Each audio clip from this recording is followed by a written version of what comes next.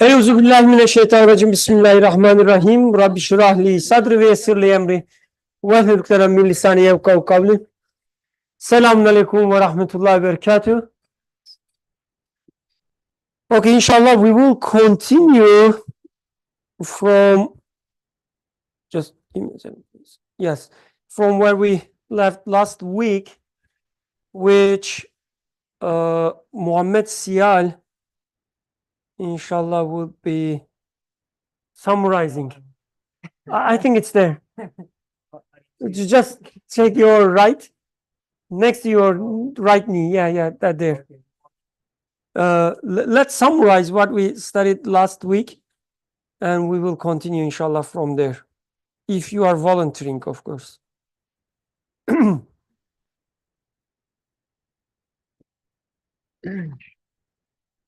just gonna have to jog my memory. I really just remember that it was about evolution. That's honestly all I remember. Let me take. Can I get a hint? Any kind of? Yeah, please. I got it. So I think some of the things that we were talking about is how we are, inherently like accepting and believing in evolution, laws of physics, and etc. just by living in and growing up in the modern environment, through whatever education system, just conversing with people or whatever. It's just the accepted value of the world. Yeah, I'm not gonna mention do a quick summary. I'm gonna skip that. I'm gonna say comment that I had. Yeah, please. Yeah. So I would agree that in the modern context, it is beyond intuitive to believe and accept evolution, gravity, laws of physics, etc. But it is only until we experience something that cannot be explained by evolution, gravity, or the laws of physics, or even coincidence, that we might question the validity of such concepts. And so do we experience, things that cannot be explained by, these already given, accepted ways of explaining the world? Are there supernatural things that happen? That's a great question, in the sense that it represents one of the misleading understanding of the how things are being explained. So alhamdulillah. I'm just kidding. No, I think that's a very central question. So the way, if you allow me to paraphrase the way I understand, we have all these explanations. The names doesn't matter. So people say, the laws of physics already explain this and that. The laws of biology explain this and that, whatever. And so why do we need anything else unless we have something that cannot be explained by these so-called laws? Sure. Right? Which I guess goes back to the understanding of God filling some gaps. And to the extent we have gaps in our the landscape of explanations, we will feel the God there. Otherwise we wouldn't need God. And you are asking with courage. Okay. Come on, let's be honest. We don't see anything, we don't experience almost nothing in our life that cannot be explained by these so-called explanations. So why do we need, why are we even trying to fit the God somewhere? And we don't have much gaps there, right? Am I getting it right? Sure. Yeah, okay. Yeah, absolutely. Okay, alhamdulillah. But I mean, I think this leads to, you mentioned the Quranic ayat and evidences for God, that the Quranic evidences is not supernatural things, or for what we expect to be supernatural things. It is things like rain and, the sun, the moon. And I guess the issue is that, we don't accept it as that. So how can we reach that level of understanding? We don't accept what? Sorry. You know, the rain to be anything extraordinary. It just Yeah, is yes. what it is. The sun rises in the east, and then it sets in the west, and then you have nighttime. That's not anything special or unique or Exactly. deserving extra attention or awe or amazement. Fantastic point. Okay, Alhamdulillah. So you are saying that, the Quran comes and says, don't you see how rain comes down? And I would say, yeah, I see. So what? Right? Nothing extraordinary. And I can explain it, how it comes down. Mhm. The evaporation from the track it. oceans and so on and so forth. Yeah, you can track it. So maybe Quran is for, people who lived centuries ago who didn't know how to explain rain. For them, it's like, oh, run away. Something is, wetting us. It must be gods who are weeping maybe out of sadness. But now you are saying that we know that it's not any extraordinary. So what? Alhamdulillah. Any other comments or any attempts to summarize? Oh, you have something more? Probably bring it up Please, later. please, yeah. We can focus on this. Okay. Anyone else who wants to summarize what we studied last week? Maybe it's just key points. Okay, Alhamdulillah, now we are raising hands. Like students, like, teacher.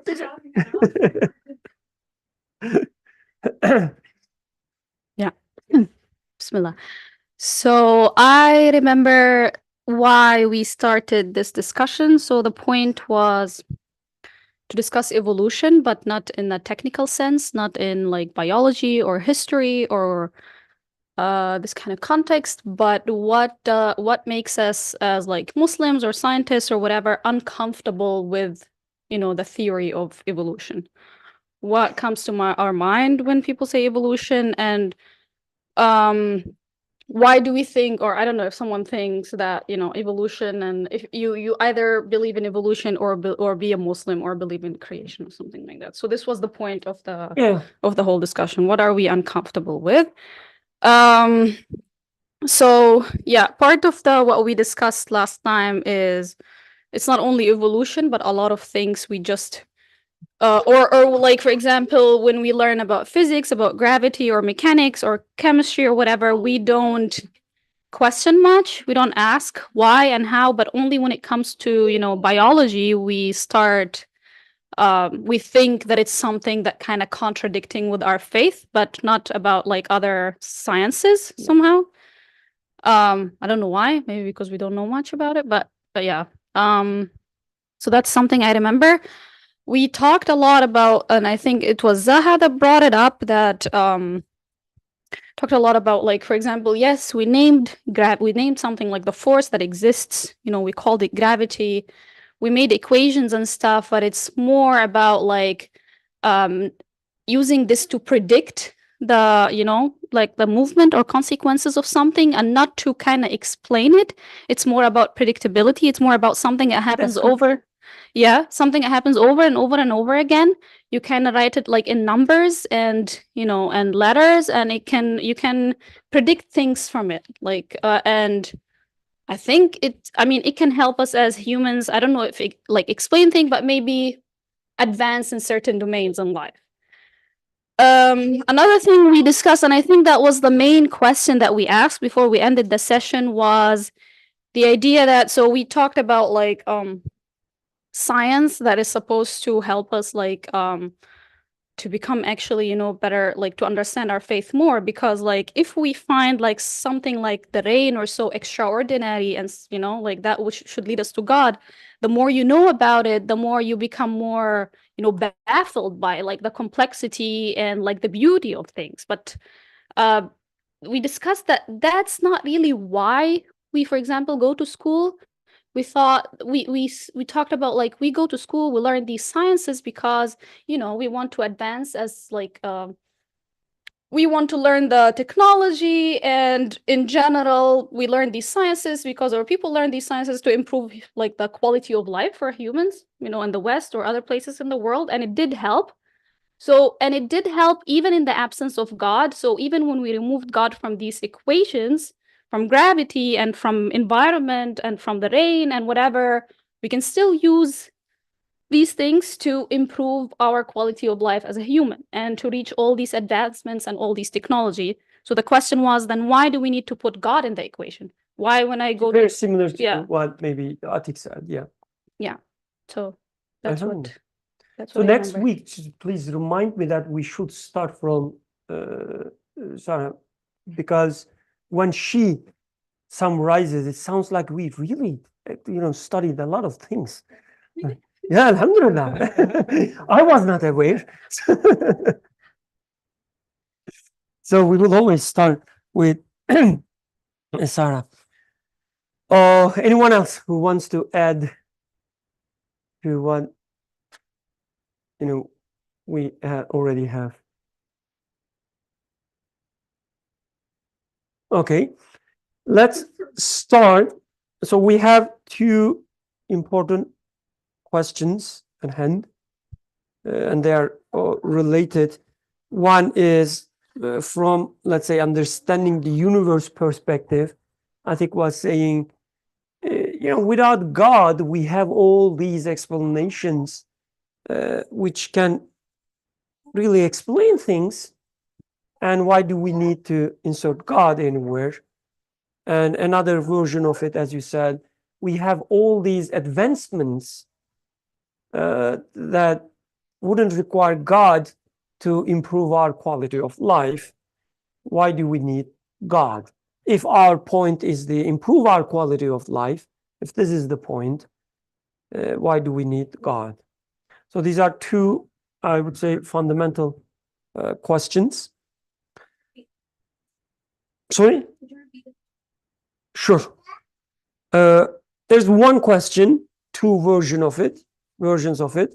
The one is, why do we need, the question is, why do we need God when everything is already explained or already great? The one version is, without God, I can explain everything. The other version is, without God, I can live my life perfectly. And so why? So I was planning to, maybe start from some specific things that we discussed last week related to evolution itself. And we had some main topics there.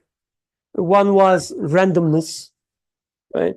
When we study anything like evolution, it doesn't need to be evolution, but evolution is the prime example of it.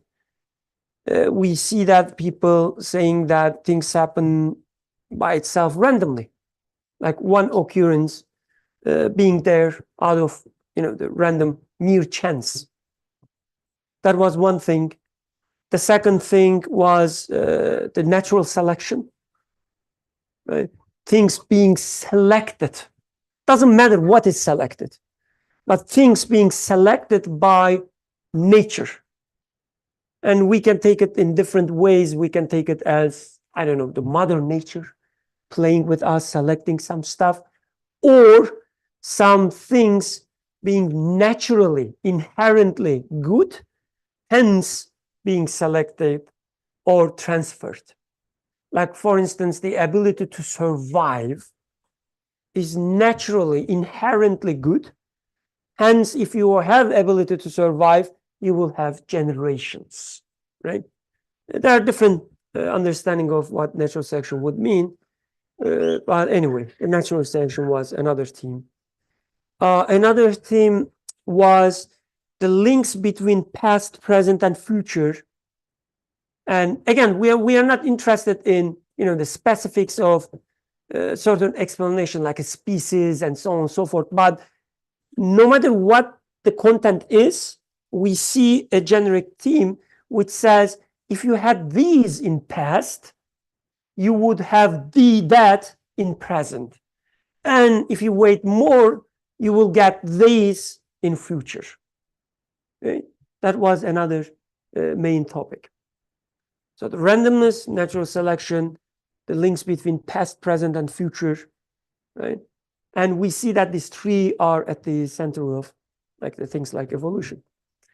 Another thing, which is from a traditional Muslim perspective, is the separation between human and non-human.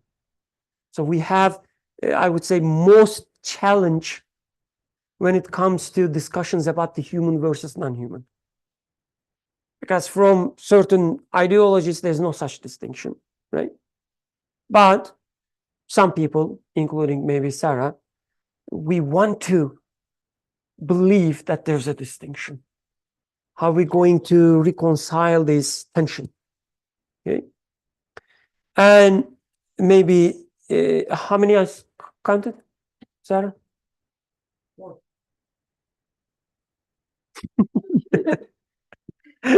Four.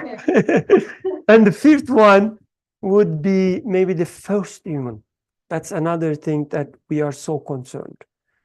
Like everything else, aside of everything else, the idea of the first human, the questions about how human started work on the earth, that was another big theme, as I remember from last week. So I was planning maybe we could start from, these, but now we have something more fundamental. Like even going there, now we need to maybe understand the explanation or betterment of life, what it means. Because why do we need even understand anything like evolution or even religion? Why do we even study fiqh, for instance, right? It's for betterment of our life, or as a human, we want to be better. And so maybe we should better understand what it means to be better. So these two fundamental things, as I see, and I know it will be so, sorry? No, it will be so boring, just the opposite. For Yusuf, brother Yusuf, to repeat his beautiful example for explanation. Let's start from there. And brother Yusuf, as usual, walks into the room and finds a beautiful flower. Would you like to take from there? And, somebody coming and explaining you the flower versus what's going on and so on and so forth. Oh, okay. So, this little gentleman, he walks into the room, he finds a beautiful flower. Of course, at the end it will be from Mariam, so no worries. No drama. He finds a beautiful flower, and he's surprised, of course. He says, right, oh, look at the color. And he starts smelling and so on. He's so happy, jumping up and down. And then our, the intellectual sister Aishanur, she comes and says, what are you doing? Why you are happy? And it's a flower after all. Okay, let's let's be more realistic. Abdurrahman comes, our intellectual Abdurrahman comes and say that, why you are so happy? There is nothing wrong with it. Like there is nothing extraordinary with this. You can eat it, you can sell it, you cannot, yes, you can't eat, It's gonna die. you cannot sell. It doesn't provide you any equity, right? No equity. No equity. Oh, the salary is not increased. So why you are happy, brother Yusuf? Were you promoted? He asks, right? Were you promoted? Did you get a new job? Is that the reason you are happy?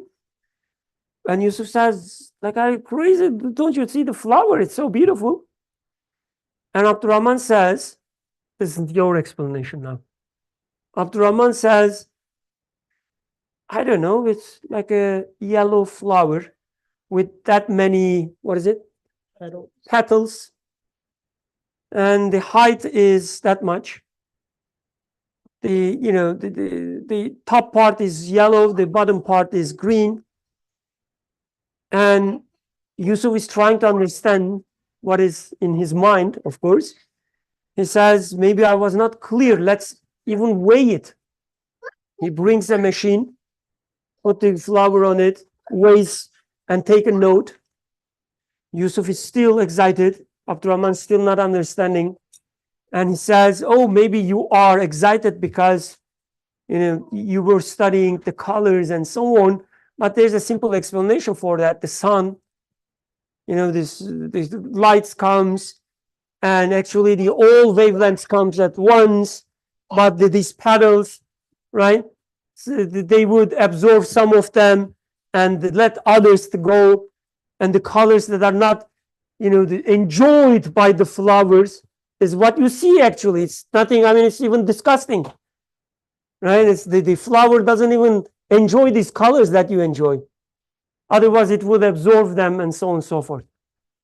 It keeps going on, explaining the photosynthesis, how it provides energy, and so on. Still doesn't see anything to be excited about.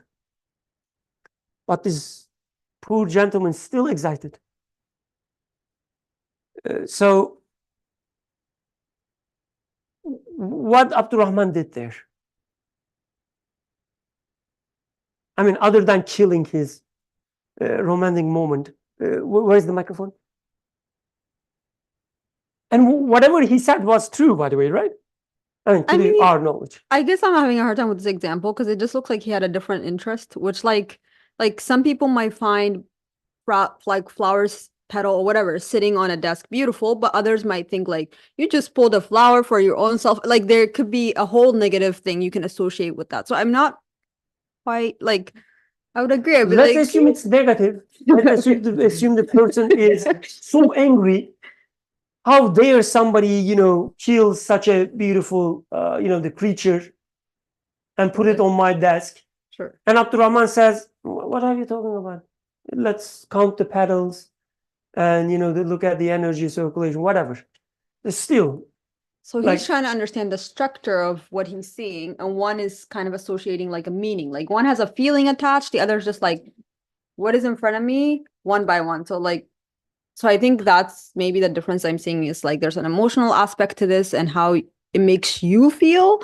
And then there's people that are just detached from that part, but they're like, okay, flower, color green or purple, whatever, petal this much, this width. So I think that's more like, here's what I'm observing versus like, here's how I feel about this thing. So I would say the feelings are secondary here, even though in this story it sounds like the primary. But I think still within even this story, emotions are secondary because they come after the meaning. He first, because he's a clever boy, this thinking part takes only half of the second. The moment he sees the flower, all the meanings are already there. He came up with this explanation, and then emotions follow, right? So I wouldn't say the difference is one is with emotion, one is without emotion. The one is about describing what is there. The other one is trying to understand what is going on, really. So another example like this Imam Nursi gives, somebody writes a book, and a very beautiful one, because the meaning is so beautiful. The book is Quran in the example, but you can apply it to any book. Somebody writes a very, the deep book, and because he really loves this book, whatever it is written there, he makes a copy of it in a very beautifully inscribed way, put some jewels and so on, adorns it. Okay, so this is the book. But because he loves the meaning, right? For each paragraph, for instance, he would use different color, let's say, to express the meaning better and so on. And then hands this book to two people. One is Yusuf, the other one is Abdurrahman. And ask them to, come up with an explanation, understanding of this book. Yusuf's opened, okay, let's start with Abdurrahman. Abdurrahman takes the book, says, wow, such a beautiful book. Counts the jewels, try to understand their, the ingredients and so on and so forth, the material constitution. Statistical analysis of the letters, geometry, and so on. Oh, look at this book. Like every time I see A, there's a high probability of seeing C after G, let's say, right? He comes up all these equations, and they are true equations.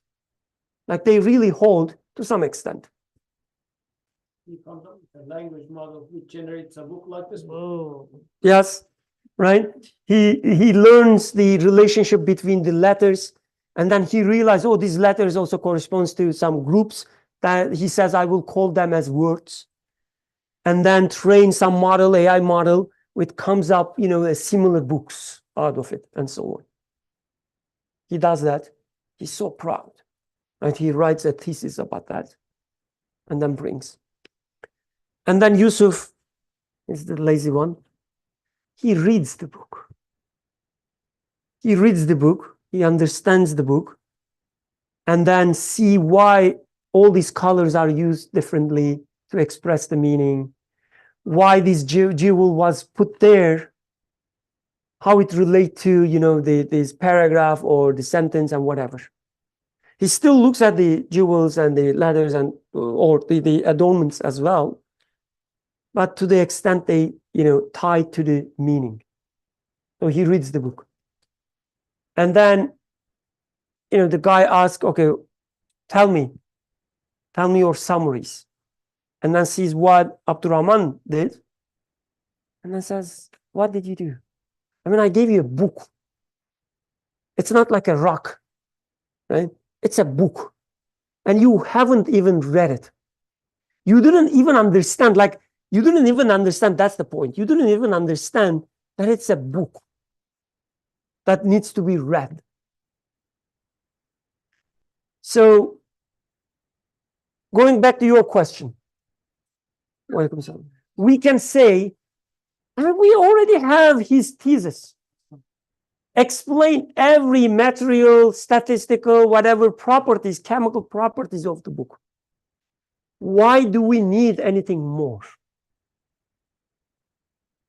And thereafter comes into play. It's bad when you start predicting me. I guess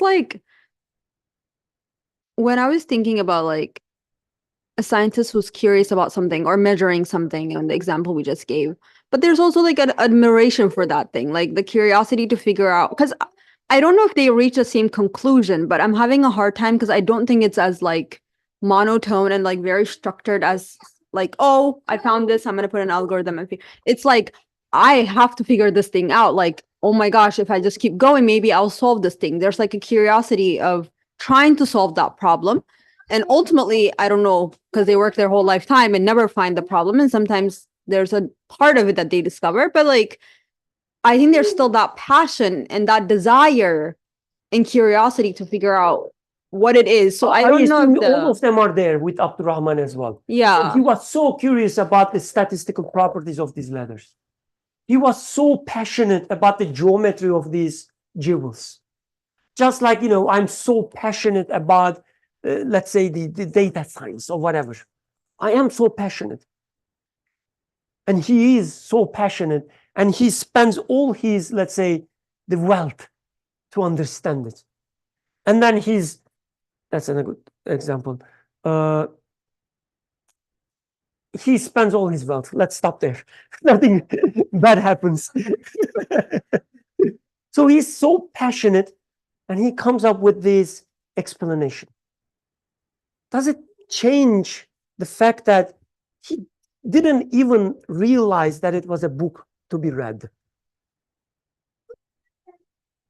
I mean, all this passion, all this genuine and sincere curiosity, does it change that, this hypothetical person was silly? Silly. Yeah, silly. Sorry, yeah. Does it change the fact? I mean, it was a book that he was supposed to read it. Just like the flower. I mean, it doesn't, like, if Maryam comes and sees Yusuf weighing the flower, looking the flower with a magnifier to better see the color and so on. I think if she takes the flower and slap him with the flower, he deserves it. I mean, I wouldn't say that, but he was so passionate about it. He was so curious about that. And then Maryam says, okay, I'm leaving you with your curiosity.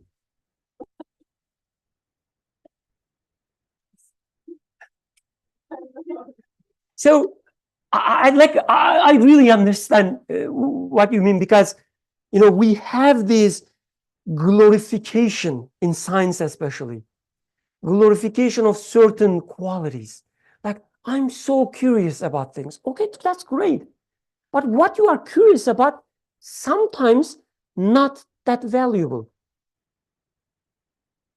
Like kids, right? Sometimes they are so curious, but about things they shouldn't spend that much time. And as a parent, you need to teach them that maybe you shouldn't spend all your life counting the rocks in front of go ahead, please. Tell me. So there is an interesting example for that in Hadith. So like in the verse for the Fajr prayer, like do the prayer until somebody follow up the verse, Haytul Abiyadu minal Haytul Aswad. So until you can distinguish a white thread from a black thread. So one of the Sahabi came to the Prophet والسلام, and said that I am putting 2 threads under my pillow so that when I wake up, like if I cannot distinguish them, so this is being my measure for the prayer time. Prophet ﷺ makes a joke in Arabic. We should read the original narration to really get the thing, but it's saying that, like a rough translation would be, how large is your head? He's using it for 2 reasons. One is saying that how, like, I don't know, in English, does it make like a sense? Like you have a very thick head, like meaning your brain is not working as much. Thick skull. Yes, thick skull. But also, Prophet is also saying that that is a metaphor for day versus night. How large of a head you have that you can put day and night under your pillow. So he is using it for 2 meanings, like in one word, he's meaning both. So taking this, for example, in this case, saying that, oh, like in Quran, but it's saying white thread and black thread, definitely you should put 2 threads under your pillow to distinguish them. But Rasulullah very beautifully making this point. Likewise, I mean, we can generalize this, for example, to rules of fiqh. I can say that, precisely, shall I do it like this? Shall I do it like that? But we do see, for example, in the practice of Prophet, he has sometimes done praying like this, sometimes done praying like that. The point was doing the prayer in a way that you should see it from the Prophet. But the meaning of the prayer is now being coupled with its motion. And motion is sometimes like this, sometimes like that. Not arbitrarily, but in a wide variety. So if I decouple this shape from the meaning, which we do in sciences now, we decouple the meaning from the shape itself, and we are really putting these 2 threads under our pillow and say that, no, I am measuring, here is a white thread, here is a black thread, and this DNA strand, let's put it this way, this is one of the DNA strands, this is another. What is the point? What is the message behind that? We don't read that. So if you spend your life just on the shape of the things, we have a clinical term for that. Like, it's not, the normal. So if you, insist on just counting things, it's called, disturbed, right? The people thinks you have a mental health issues. But we have such conditions in our, everyday life. And we think that this is the only way to live our life, because the things are nothing but shapes. I mean, shape is just a metaphor, right? I mean, we're not necessarily just measuring the angles and so on. But what we do versus what we have in hand is just really almost same as reading the book or counting the number of pages. So when it comes to rain, wait a second. Oh. When it comes to rain, for instance, right? We look at the rain and talk about its, again, the speed, wave, the evaporation cycle, and so on and so forth, without asking the question, what is the meaning of it? That's the reason Quran, as an alternative, brings the meaning part into our attention. Says, don't you see we sent down rain, with it we gives you all these fruitation and so on, the plants and so on. So it's about the meaning, what is written there. So Quran said, what is the first the revelation anyway? Ikra. Ikra bismi rabbikal halaq. Like somebody created this. There's a Rabb, and read it in his reign. Read it. Because there is something to read. Something to be read. Sorry. But in our quote unquote sciences, we said, no, there's no such thing as book. The universe is not a book to be read. It's full of equations and so on to be discovered. That's true. But it's not a book written. Because when you say book, what is the first thing come to mind? Meaning and the author. Hence the ayah, Bismi Rabbikal Hana. The author. It gives the author, right? You read the universe as if it is, not as if, as it is written by this author. So these explanations that you were referring to, I mean, if you ask me, they are nothing but just descriptions. What is out there? What we see and so on. They are not explaining what it means. That's one part. The second part, I say, I push this and it moves. And you give me, again, a quote-unquote explanation. Just, we're talking about the phenomenon now. Forget about even the meaning. Just with even with the description part, the shapes part. I say how it moves, right? And you come up with all these equations.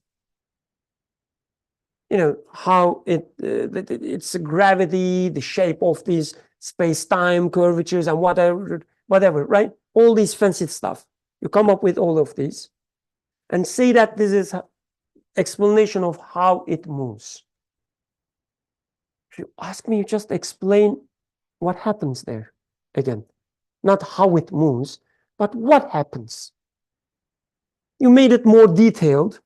You make the connection with other whats. But when I say how it moves as a human being, I mean, like how the heck it moves. Right? What makes it not moving, not staying here, but moving instead? How it is there, to begin with. It is there and now here. How do you explain this? I'm not asking at what speed I see it moving. I'm not explaining how it relates to other things. I'm not asking at what speed it moves, or I'm not asking how it is related to other things and so on. I'm asking how this thing exists and then how this thing moves. Because we take it as granted. When we say move, we take it as granted. I mean, there's nothing to ask. According to laws of Newton, right? If you don't do anything, it will move anyway. It's an inherent quality of things, we say. Movement. It's not even something to be questioned. Right? Correct me, our physicist. Right? This is what we learned, right? From Newton. He said, if you don't touch, it will move. This is the default mode. There's nothing to be explained. You need to explain when it stops. Then you will search for a force.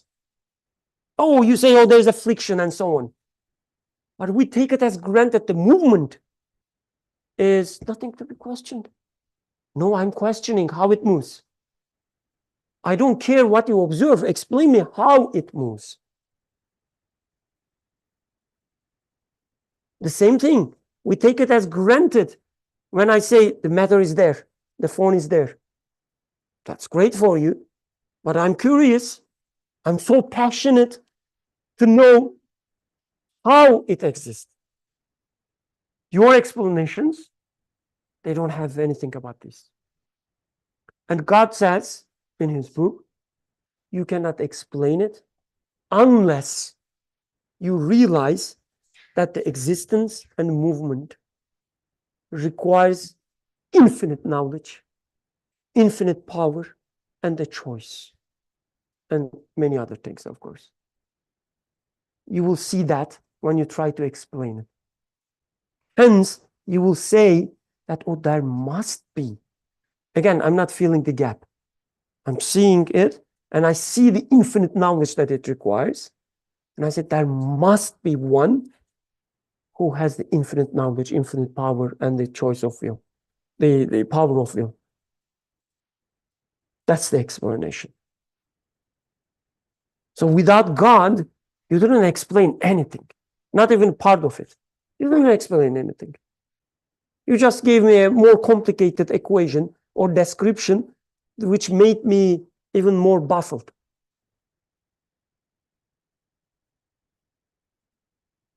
And Dua has some objections. Really? Sure. Okay. And how about betterment of life? I spoke too much with somebody else. I mean, who, even if Birkan is right, who cares? Like without this religion and so on, we are living happily ever after. That was the question. Yeah. I didn't say happy. I didn't say happy. I said like.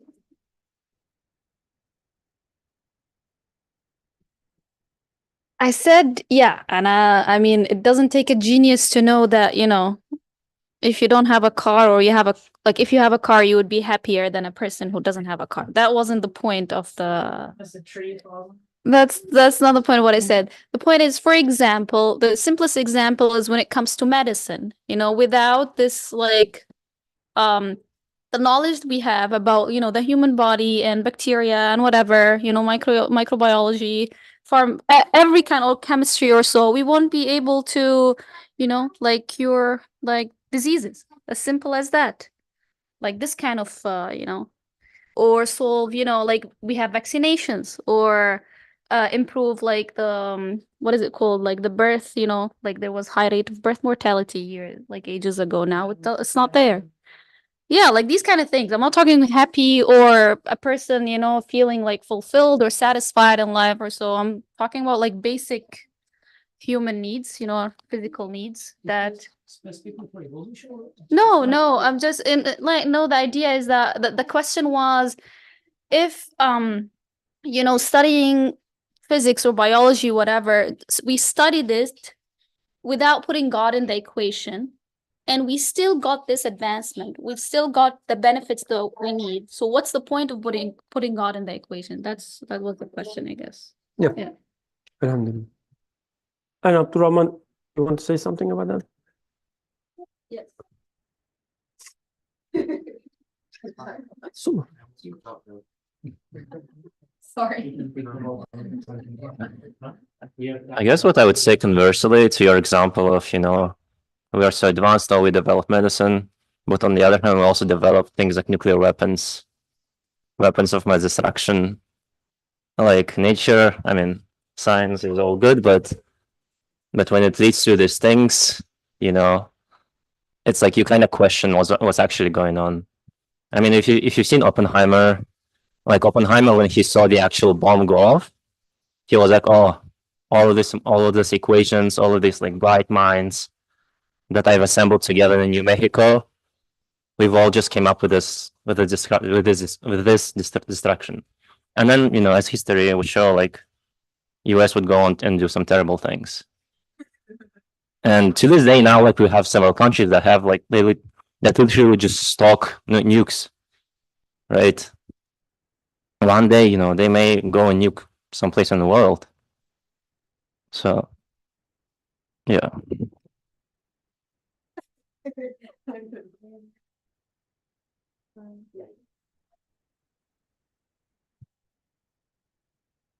Yeah, mine is not related to that, but just like public health in terms of like what you were saying about vaccine, I guess.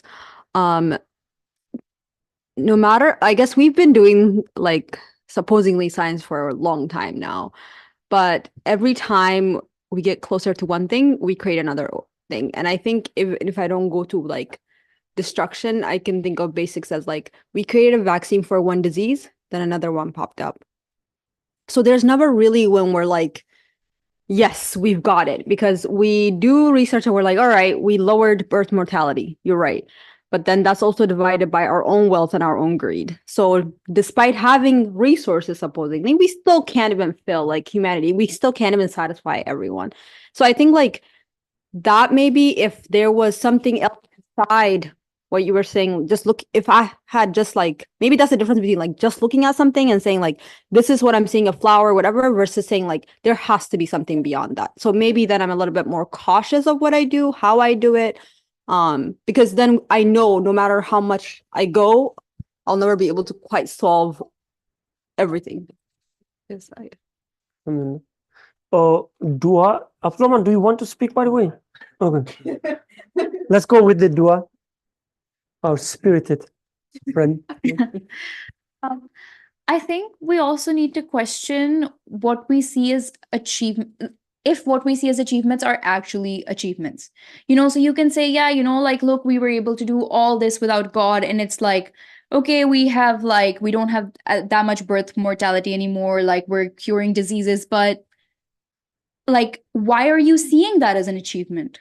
You know, like, is that really like, okay, you know, like today you're doing that, but you're also like living more heedlessly. And, you know, like when we get to the afterlife, like we might see that, you know, like all of us are in hell, and the guys who lived before who died so early, like they're all in heaven. And, you know, like it's just looking to the world, you know. And it reminds me of that passage we read in which Nursi was talking about how there are different faces of the earth, or faces of life, I guess. And one is, you know, like just looking at things and just like looking at the base pleasures that you're getting from them. And one is looking as the world as like the tillage for the hereafter.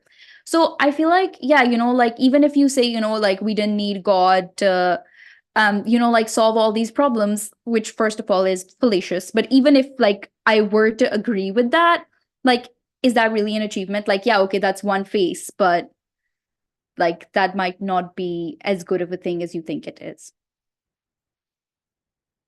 Yusuf.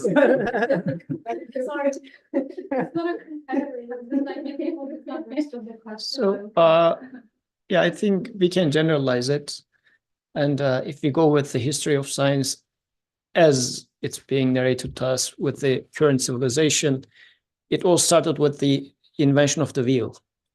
So let's imagine a nation who couldn't invent the wheel, another nation who invented the wheel, and they outpowered and then annihilated or whatever. So yeah, it definitely offers a comfort of life, like life with a wheel versus what life with just those square things or whatever. But I think how adding creator into the picture versus not adding into the picture is, I mean, if you live a life with the comfort of a wheel versus not, you die at the end of the day. This is human agony with whatever level of comfort you have. Even the more the comfort, it makes your death even more miserable, because now you look back and say that, oh, I am going to lose the wheel. The other guy says, I have nothing to lose. So as long as death is there, this is not really I mean, yes, it's good in one sense, for sure. I mean, let's be honest, like I like the comforts that I live with. But as long as death is there, which is like a multiplication with zero, which is like zeros out everything. No matter how large of a number you put here, death is standing there as a huge zero, multiplying everything you bring to that. So, like, how real of a change is that is then becomes questionable. I mean, for humanity, me as a human which desires eternity, how useful of a change is that? This is why bringing the creator into the picture means bringing meaning into the picture, trying to make sense of death, trying to make death not a zero multiplication, but saying that, no, this is just a passage to what is beyond. Then it would make invention of wheel beautiful, truly beautiful, rather than bringing misery in my life in whatever sense that was explained. But on top of that, it's a value that I'm not losing, but I'm just carrying it further to, like, life is not ending. It just keeps going on. This is where it makes a meaningful change. Otherwise, if we simply focus on saying that, if the assumption is, no matter what, we are dying, so it's better I have a view. So as if we all accept that death is annihilation anyways. So it's better to live a life with a will rather than a life with and no life with a will. If this is the comparison, yes, it looks like having a will is better. But if you say that, no, bringing in the creator into the picture is a totally different perspective. Now, the value is no more will versus no will. The value comes from, you can find a meaning in a no will sense. You can find more meaning with will as well, but will take you from the grave to the afterlife. Yeah, but the real thing then becomes the meaning itself, not the will or no will. They could become means to find that meaning, but this not being the main point. Probably that's not what you meant, but please go ahead.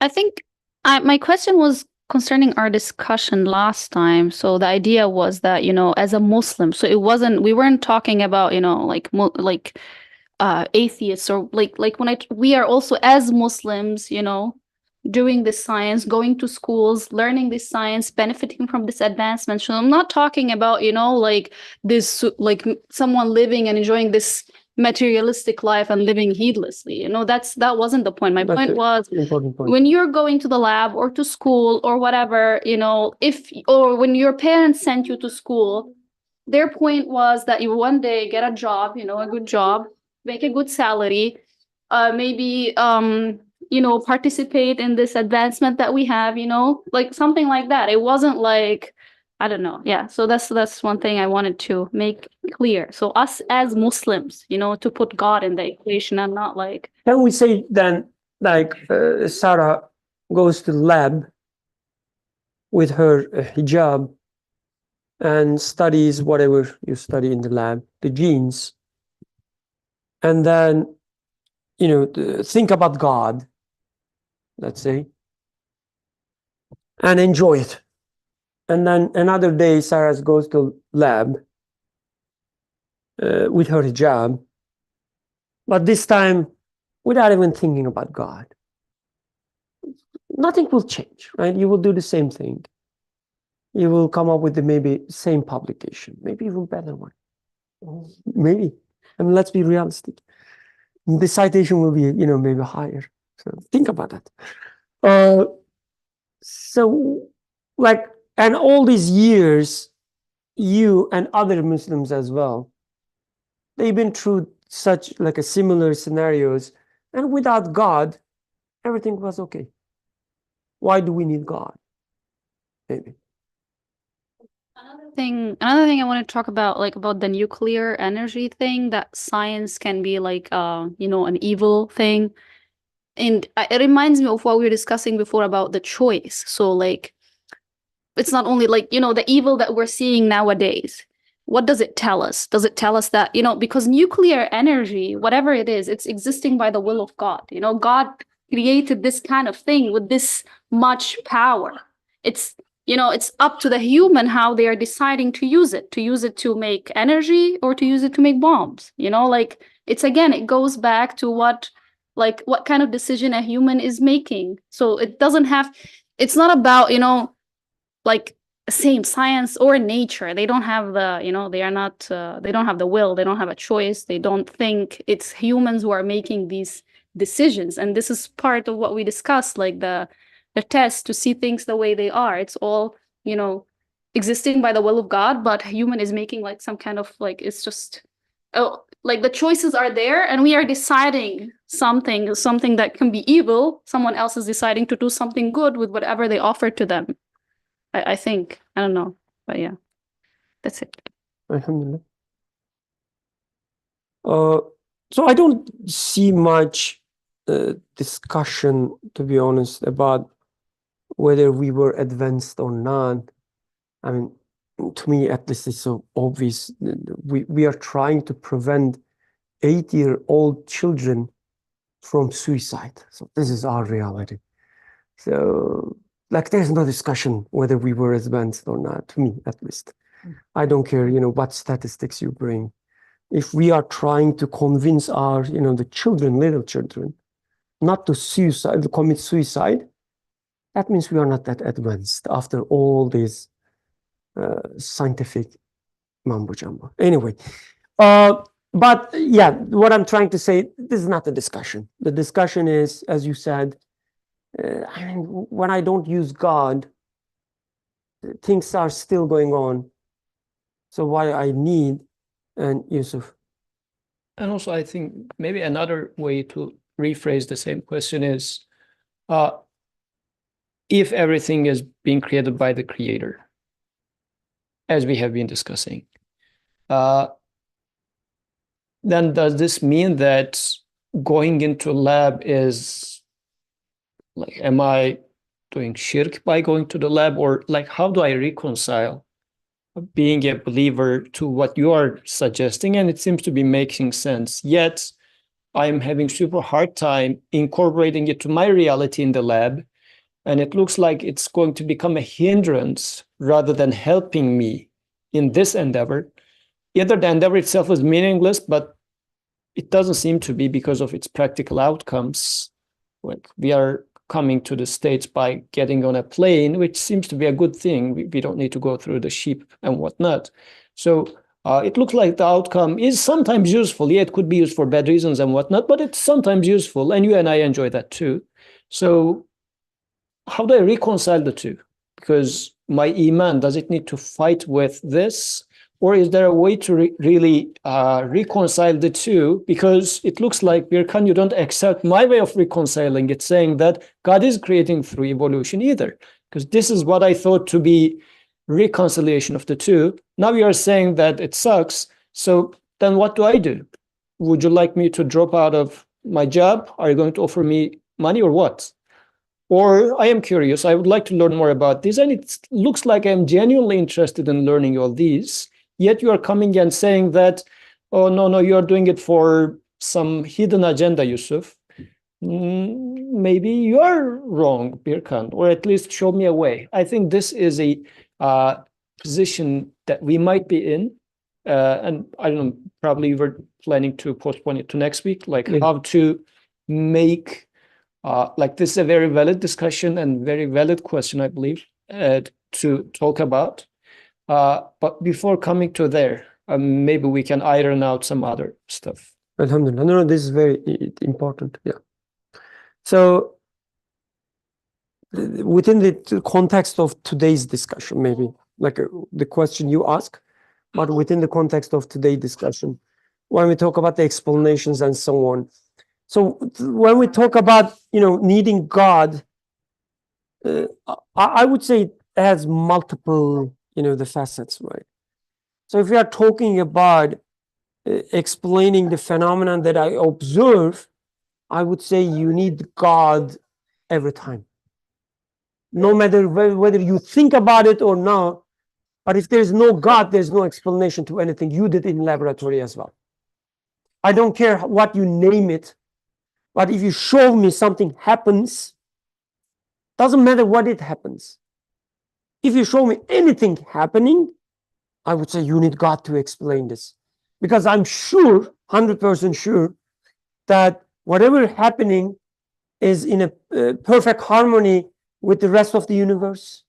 It's connected to the rest of the universe. Hence the infinite control, infinite power, infinite knowledge. The God will be always there. This is one aspect.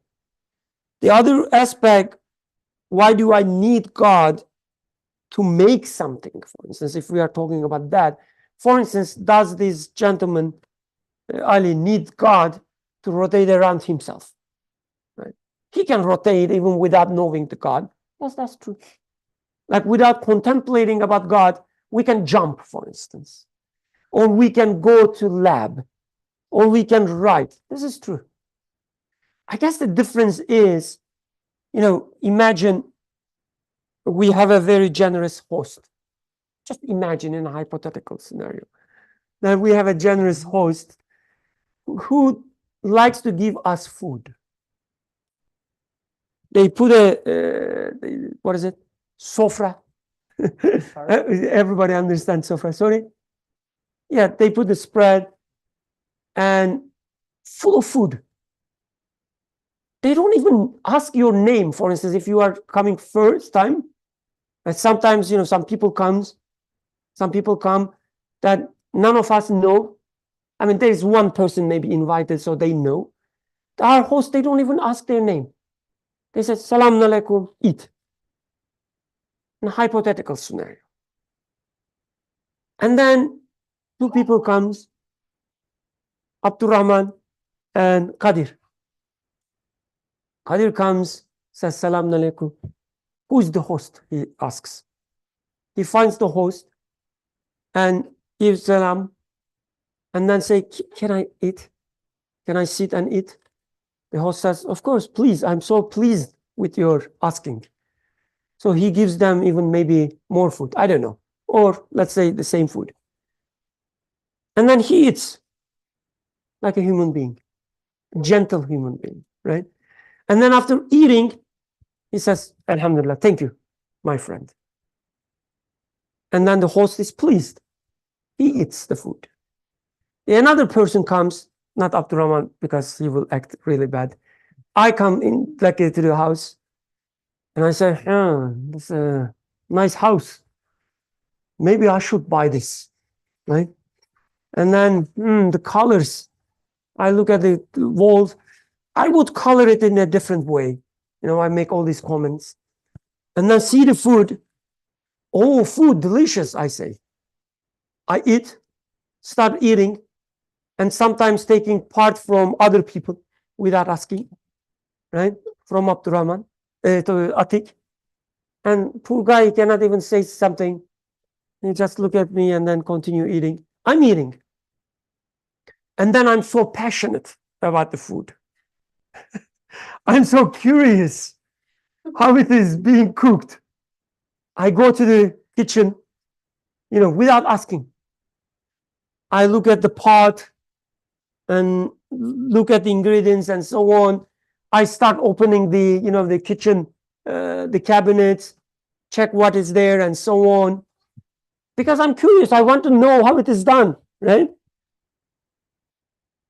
And then host says, what are you doing? I said, shut up, I'm so curious. You cannot touch me. By the power of curiosity. Just shut up, I say, the host. And because he's so gentle, he doesn't tell me anything. He doesn't say me anything. I keep eating and so on. In both scenarios, you ate. Do you need host? No. I mean, from one perspective, if you are just concerned about eating, no. If you are just concerned about your passion and so on, no, you don't need him. And we both know that the first person, the Qadir, acted better. So you need host to be a human being. So in your case, you need God to work in the laboratory. Or, I don't know, sell food, whatever you are doing. So there are different aspects of, why do I need God question. Oh, dua was, yeah. Also, like, I was thinking when you asked Sarah if like nothing would change in her, like in her PhD, for example, or in her paper, if even if she doesn't believe in God, like while that may be true, I feel like you are still living a life of lie if God isn't in the picture. And I think like on a fitri level, I think it is also very important to us that we live a life of truth. And I think we seek that because like we hear people like having those sort of like questions, which are them basically just voicing their insecurities, which are like, oh, is this life real or is this a simulation? Or like if you tell an adopted kid that you have been adopted, or that you were adopted, he's gonna be like my whole life has been a lie. How could I have not seen this? It was so obvious my parents loved the other kid more, whatever. But like it matters a lot to us to know that we know the truth. And unless God is in your life, like you are gonna have those fears. There's no security, there's no certainty. And also, I feel like if you just look at a rose as like whatever, like, oh, this is the genus and this is the whatever, there is no meaning in your life or in that activity. And I think that translates to the rest of your life as well. So for example, like later on, if your kid dies, you are not going to think, oh, like there is a merciful creator, someone who loves me, who took my child away. You are going to think, oh, like the kid had cancer, it was this virus or whatever, and it killed my kid. And that death is absolutely meaningless for you and it is depressing. But if you think of it as, something meaningful, as something like that is brought by God, you will think it is part of a plan. And that really starts to bring sanity in your own life and things just start becoming more meaningful for you. Any other comments about these fundamental things? Because no, to seriously, like whatever we discuss, it always, one way or another, boils down that. Why do I need God? And it seems, at least after today's, the comments and so on, it seems you need God, whatever it means, even to explain very simple things. But at the same time, you need God to be truthful to yourself. You need God to have meaning in your life. You need God to be just a human being.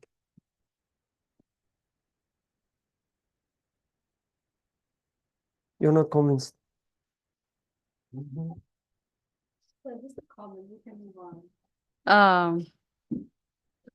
Again, the question was, me as a Muslim going to the lab, it means me, if my son died, I still know that this is God's will. And I'm not talking about me as an atheist, me as a Muslim, myself going to the lab, living my life as a Muslim, praying and fasting and believing in all things that we've been discussing for the past 2 years. That's what I'm talking about.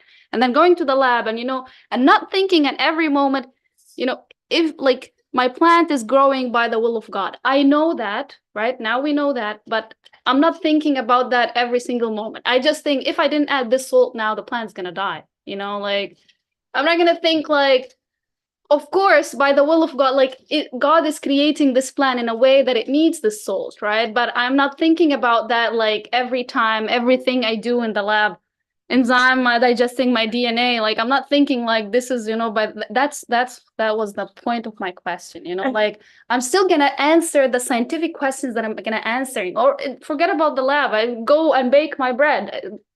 The yeast is gonna still rise and the bread will bake in the oven. Even I didn't think that as a Muslim, I believe that this is happening by the will of God. But I'm saying my question was, we're not actively thinking about it this way. Yeah. So the question wasn't about should I live my life as a heedless atheist, not thinking and not having a God in my life at all?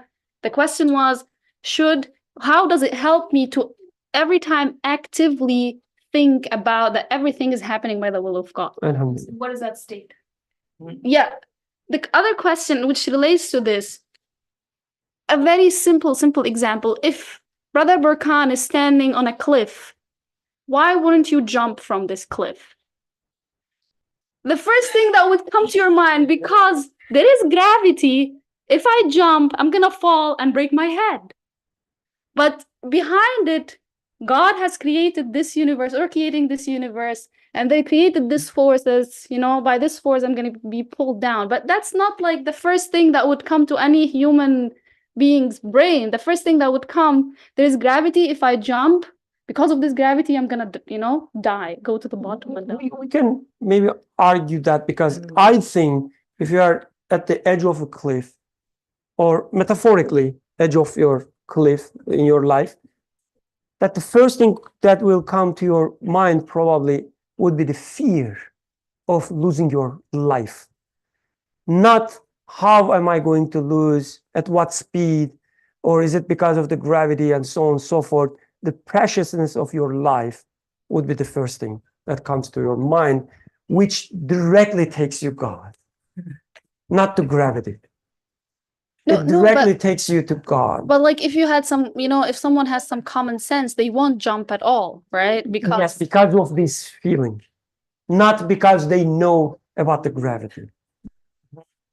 Even if you put a child, I can assure you, when you put a child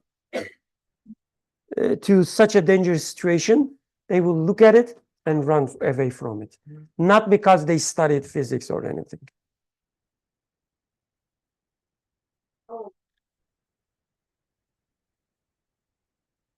I mean, what you're saying is right, Brother Birkan, but even in the case of the child, probably child wouldn't know God either. I mean, yes, it's fear, but they would seek refuge with the mother, the God.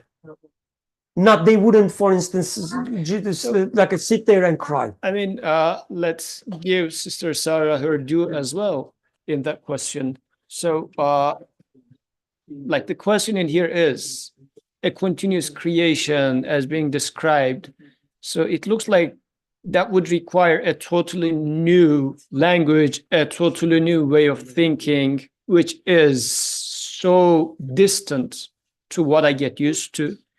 And what I get used to, is it really because of the 25 years of education that I'm going through under this perspective? Or maybe this is the intuitive way of doing it, because the two needs to be separated, because we are already in that education for 25 years or more, right? So it became our intuition. Like 25 years of education in whatever becomes your intuition, which is also something to be considered separately. But even apart from that, so would it be possible to come up in a world where thinking and working the way you're suggesting would be the intuition? I think this is something to be discussed in that way, just so that we clarify the question. Otherwise, we will talk, we will give some answers, but we will not, the same question will show up again. So I think the question that's being asked in here is really, and let's isolate that question. How do I do science? How do I live my life? How do I bake my bread without artificially trying to force God into every sentence? Because it sounds very artificial. Intuition looks like just go with your feeling, go with your intuition and cook the bread, man. Come on. This becomes our way. So I think this is something which you were postponing for next week, but this is a question that needs to be studied in that context. It is a matter of how do we function with that? What you're suggesting sounds like super artificial, super forcing myself to appear religious thingy. So I think this is, in isolation, a question which deserves a whole session to study. No, I totally agree. I totally agree, and I still insist that what comes to us as intuitive, I think it's external. What I mean with this, it comes to us as intuitive, not because of this is the default, like the way of how universe works and so on, how human beings work. It comes intuitive because we are educated this way. Again, like if you look at the children, they do have God, the concept of God from the beginning, which is father or mother. The father is the all powerful one for them. Mother, all merciful one for them. You wouldn't see any child being scared of something and running away to the I don't know, nowhere. They would run away to mother, their God. So I would still insist that the intuitive state, yeah, anyway, yeah. So, oh yeah, I apologize, Noran Hazim. I saw your hands very late, so please go ahead. It's okay. Assalamu alaikum. I missed attending with you both weeks. Sarah's question is a very beautiful question, and I think the concept of loss. Can you translate that? Concept of what? Sorry. Al-ikhlas. I mean, doing everything with the intention of I doing see. that for the Ihlas. yes, like doing every action in your life with the intention that you're doing that for the sake of God. And there is a verse instructing Prophet Muhammad and of course us to do that. قل إن صلاتي ونسكي ومحياي ومماتي لله رب العالمين. My prayer and my worship and my life and my death is for the sake of Allah. Is there a way to do that? I think like in every prayer, in the 5 prayers, we read Al-Fatiha every time and we ask guidance in every prayer. This is the first supplication that we make. اهدنا الصراط المستقيم, guide us. So I think having God in your mind all the time, more or less, without, of course, without obsession or without doing it in the wrong way, is possible as long as you pray and as long as you make dhikr, which is like once you eat, you say Bismillah.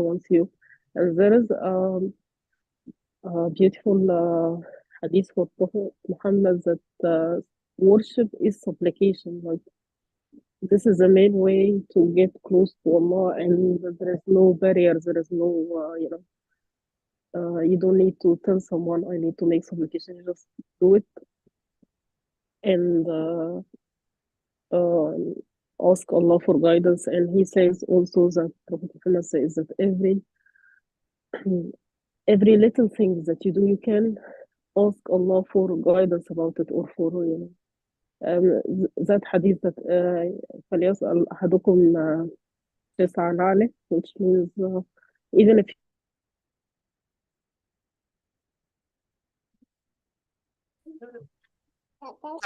We cannot hear you. Oh, okay, you because to us it sounds like you cut out. Yes, I'm done. Yes, did you hear okay. what I said? Oh yes, okay, thank you. Okay, Jazakallah khairan. Okay, I was planning to talk about some other things as well as I listed. Should we start with at least randomness, maybe? Like on top of all these things that we discussed about explanations and so on and so forth. And last time when we were speaking about evolution, I guess the first thing was said, I don't remember who said, doesn't matter. But the first thing comes to mind when we talk about the evolution, things happening just randomly.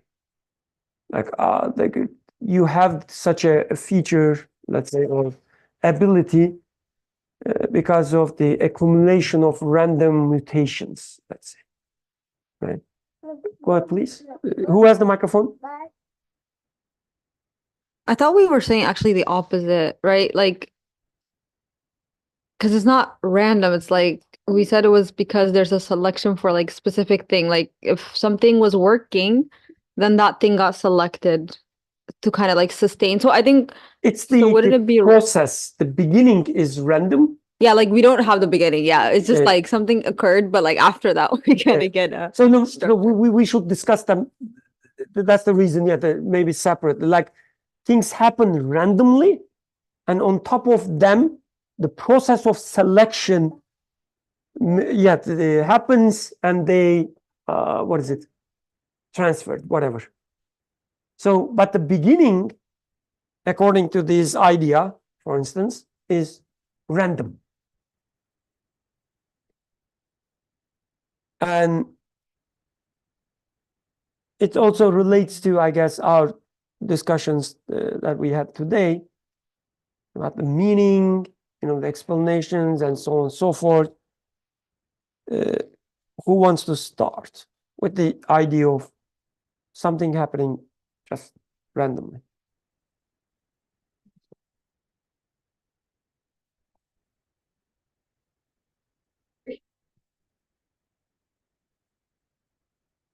I'm just trying to understand your question. So, are you saying, like, because we just talked for, let's say, an hour and a half about God and this and that, and now you were saying randomness. So, are we saying that, let's say, randomness is proven scientifically, like just like gravity is or something? Like, because the second you say randomness happening by itself, then it's just like, oh, should I put myself in the mindset where I don't believe in God, or like how? I'm having difficulty understanding your question. So, okay, after all these fundamental discussions, now we are back to our specific topic, which is the evolution.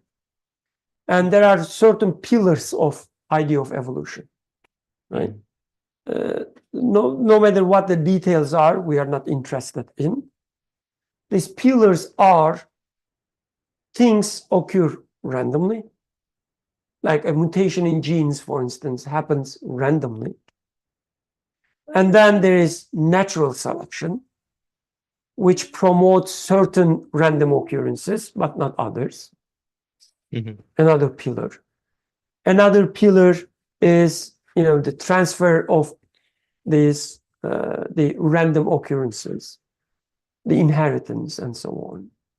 The links between past, present, future, as I described, and so on and so forth. These are the pillars. Now we are going back to our specific discussion, evolution, and we started from the first pillar, first claim, that things occur randomly. And we see this in physics as well, right? So in this vast, let's say the empty space, randomly something may pop up. And then, things go from there.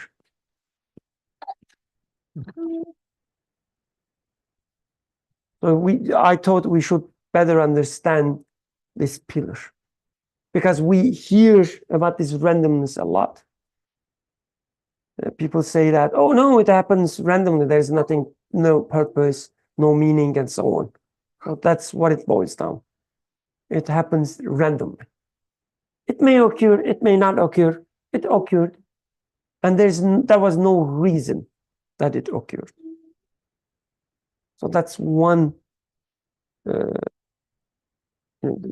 basis. Since you have the microphone, would you like to say something? I mean, I have nothing much to say about randomness. So my focus was more on, at least the way the question was put. I mean, I might be taking things out of order, but when the question is generally posed, this is how I understand it. I might be wrong, but could it not be that God is creating using evolution as a approach? From that phrase, what I understand generally is, of course, as we say, God is doing, of course, randomness out of the window. Like we are trying to Islamicize evolution, so randomness is already out of the window. But generally, the question is being more so of not even natural selection, because it's a natural thing. So this is also in the Islamization, we are also knocking it out. We are just saying that, no, it's God who is choosing and whatnot. Fine. But then the question more so becoming in the Islamization of evolution, God first created, I don't know, this cell, then, I don't know, monkey, then human, and whatnot. So couldn't it be that God is, in his creation of stage by stage, he is taking this approach. What's wrong saying this being the case? I think generally, especially after saying that we have been studying these topics of continuous creation and whatnot for past 2 years, probably randomness or I mean, still natural selection is a little bit different, yet let's assume still we say that of course God is choosing, but how about God is creating this in that stage by stage way? What's wrong with that? Is, I would say, generally might be the tint of the question. If I'm wrong, correct me. I don't want to object. I just want to add to Brother Yusuf's comment. So, like, in addition to that, like people would, as Muslims, let's not call it natural selection, as Brother Yusuf suggested. Well, let's call it divine selection. Change the term. Let's say also we have in the Quran, for example, there is nothing, at least according to what I read a couple of days ago, there's nothing about how God created animals and plants and stuff. So even believing in evolution is not contradicting with the Quranic script. Another thing is, there are even ayats in the Quran that suggest that maybe God has created like in stages, and it says وَخَلَقْنَاكُمْ أَطْوَارًا. That's what the ayat translates. So I'm just adding to brother, like there are Muslims who, like are suggesting, like kind of trying to Islamize like the process or theory of evolution. Like just adding on that there are people saying this. Yeah. So what's the point? What's wrong with that? What's the problem? Well, maybe, I don't see a problem. no, I'm convinced. Maybe we should start from divine selection then. But you want to say something? No, I thought you. No, okay, that's okay. Oh, yeah, please. Confused when we say if we start talking about randomness, we're taking God out of the equation, because if randomness is Go ahead, please. Yeah. if randomness is just like other things that we see in the lab, if they're just explaining what we are seeing and not really going into the meaning, then couldn't we just think of it as like, I don't have a predictable equation for this, so I call it random. I'm not associating or trying to derive any meaning from it. I'm just stating what I observe. I don't have something that can perfectly predict like which particles are going to form next, which like when a radioactive element is going to decay. I just don't know it. And I think as far as physics goes, or as far as all the laws that I have so far, none of them predicts it. That's randomness. If I think of that as randomness, I'm not asking the question of meaning in it in the first place. So then I'm not taking God out of the equation, am I? Good point. Yeah, please. Go on. I'm confused as to how we're talking about selection under randomness, because doesn't randomness, like when I thought of randomness, I thought of this, theory of, how everything came to be. And it was that, like you see this random or spontaneous popping up of matter and antimatter, and then they collide, and then there's nothing. And we are matter. So, like it must have happened that, it came out of nothing for no reason. And maybe there wasn't an antimatter, or it was, but it's like somewhere, who knows, and now that is the reason why we are where we are. So when I think of randomness, I'm thinking like all this time we have been talking about effects and causes that we see that are not really linked to those effects. But when I think of randomness, I'm thinking you don't see a cause there, right? So how are we talking about selection under randomness when selection necessitates that, there is a criteria? So that's the reason we separate, like the beginning is randomness, and then progression is selection. That's how they utilize it. So you have a DNA sequence, for instance, it randomly mutates, just out of nothing. It mutates, no reason. And then like during, the transcription and so on and so forth, duplicating itself, whatever, randomly mutates, no reason. And then this mutation is selected or not. So that's the idea. I guess what I understand, again, this is going into the technical domain. This is why somebody can, like Sultan, can come up and say that, no, this is what we mean by randomness. So this is a murky area to really talk about from my point of view.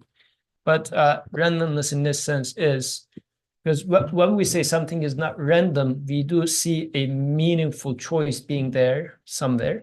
But if it is just equally likely, sometimes this is getting knocked off, sometimes this is getting knocked off, and whatnot, so equally likely. So in this case, still we can count with a probability saying that all those random knockouts are equally likely. But for one of them, which is good to survive, it's being selected by the environment, by whatever. This is why it's called natural selection. The nature is collectively selecting it. One can even argue that, well, this is just a language we use. Nobody's selecting it. It's boiling down to, or emerging to live, or whatever. Just use a language, but it's just a way of speaking it. Otherwise, nobody is really explicitly saying it would be what they would be said in this moment, really. But saying it this way doesn't really change anything. But apart from that, I guess for randomness, we can say that it's equally likely, or no intentional choices being made. This is what's meant by that. But still, if you, at best, I mean, yes, it really makes sense to study these individually, but it might sound very abstract as we get to their deep down. That's why I'm suggesting to start from generally how we look at it. We are saying that, okay, we have been having these discussions about motion of particles and all knowledgeable God and whatnot. I am convinced. But now we are talking about a totally different world. And in there, yes, in a totally different framework, you convinced me that an all knowledgeable God must exist, who is taking care of every single thing. And now in the other side of my brain, after 25 years of education, I have a totally different worldview for which I am almost equally convinced because of so many evidences and whatnot. And in there, there's evolution. And it looks like there's a shortcut for me to reconcile the two, which is, well, the God who must be creating everything every moment. And here I am observing a pattern, which is called evolution, which is stage by stage. Species are changing. The previous species is giving birth to or leading to this new species. What's wrong saying that this is just a signature of the creator? He is creating from species to species. So what's wrong with that? I guess this could be, yes, it would be nicer to really go and individually say that none of those pillars actually are making sense. And this shortcut is, it's just a sugar coating or nonsensical shortcut. It doesn't make sense. We could say that. But even at this level, can we say something like, can we make such a shortcut in this case to say that, oh, this is just how God is creating? I don't know. And to that, I'll just add one point, because as this is done in the realm of evolution, the same thing, Zaha could come up and say that, well, for gravity, can we not say the same thing? Because it looks like you're speaking of evolution as another law which is taking place in this universe, and now you're saying that this is signature of the creator.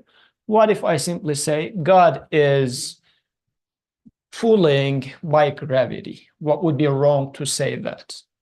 Could be another question to ask along the same lines. I mean, of course, one could argue that, well, evolution is not as proven as whatever. Don't go there. Yeah, but even if we take it at that level, if Zaha asked the question saying that, can we not say that God is pulling the phone with gravity? I don't know if this is oversimplification, or is this really the gist of the question in a higher level? Yes, we should get into details of natural selection. So the reason I don't see it as detail, because you like when you say after all these years we are already convinced, that, everything is created by God moment by moment. But then somebody says that, oh, do you see these genes? They mutate randomly. And we don't see any problem there. It means maybe we were not that convinced of what we were supposed to be convinced. So I see these as like an application of this, whatever we've been convinced. But other than that, I agree with you, yeah. It's not in the cup. But it's on your trousers. Oh my That's more expensive than the jeans.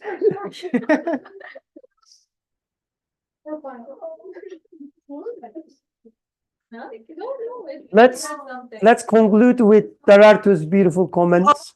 We are almost out of time. I guess I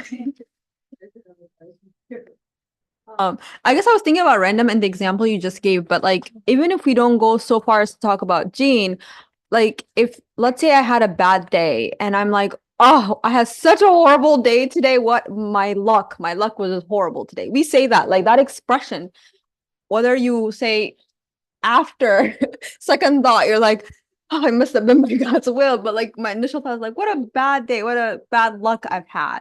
So I think like I wonder though, is that saying I don't have conviction? If like my first thought, because I think this comes back to what Sarah was saying earlier, the question of like, how fast should that I be programmed to be like, I'm definitely like thinking this correctly? Because it's not my first thought, but it's like my second, sometimes my third thought, so I think that's There's a good example for that. Yeah, please. But we have to ask her to finish, otherwise it will be your ugly comments that we finish with. So like then somebody says, oh, so and so passed away. What are we conditioned to say first, as if we compete with each other? Inna lillahi wa inna ilayhi rajiun, right? This is prophetic teaching as a sign that whomever says it first has the best iman, right? But since we memorized it, it became like a reflex, like we're going to say it the first. It takes 15 seconds for me to remember and then. So, but this was what Prophet was referring to, saying that if what comes to your mind first, from him we came and to him we turn, before asking, oh, was it an accident? Was he cancer? Was there any health issue? Like this could become the first thing nowadays to our mind. But also I can take it as when the news of death comes to me, I say, this was a reminder to me. This is why as the news comes, I say, yes, I will go the same way. From him I came and to him I'm returning. So yes, unfortunately, your iman is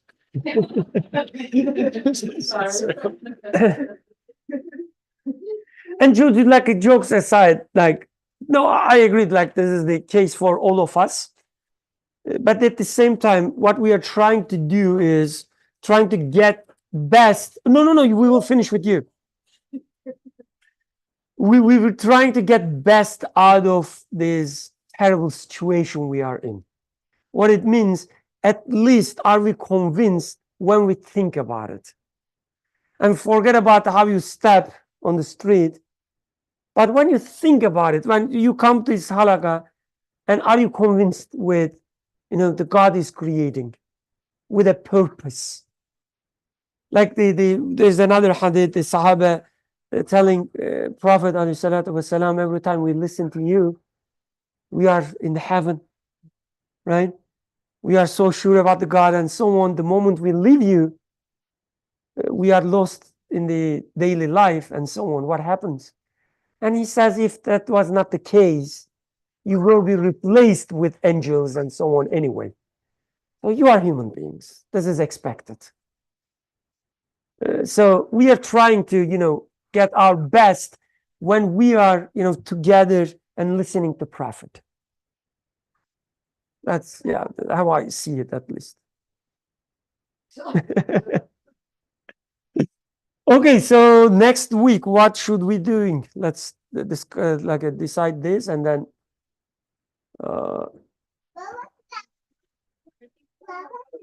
Yeah, I know, but it was tentative. So, like, I don't have this foresight.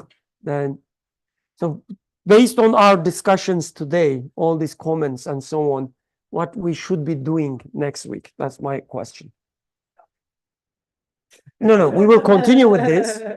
We will definitely continue with this.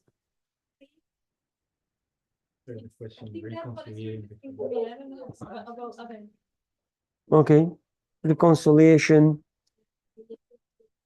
Because if this is not the view, if we realize.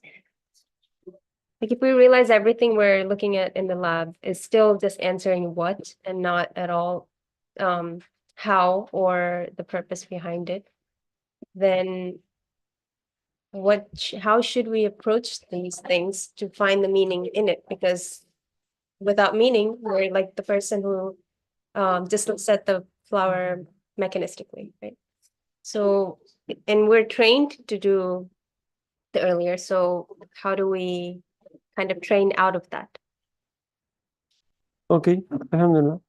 So how about we start with reconciliation, and then as we see the signs of, the relying on these pillars, then we can try to address them. Like when we discuss how we reconcile, Zarin will say, "Oh, but Wirkan, don't you see that it's the fittest that survives?"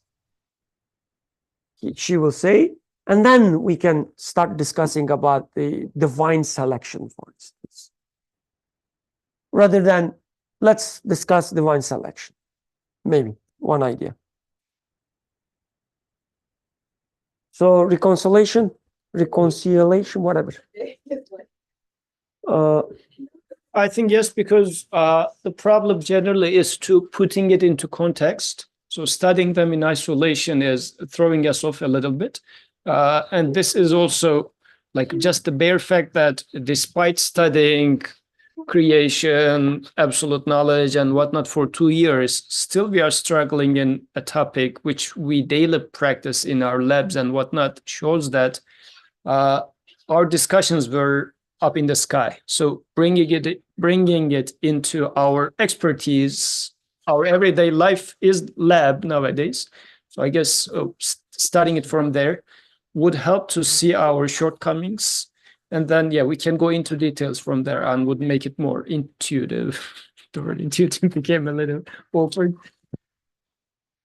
Oh, yes, let's complete with Darat, inshallah. I guess I had a comment. I didn't have like a question or topic for next week, but what I was just thinking about was like, it's not that like I guess I can't hear, like there's a lot of repeated things, but it's just that like I leave and I'm like, okay, how much am I applying? Like that's what I'm watching, right? Like what am I struggling to apply the most?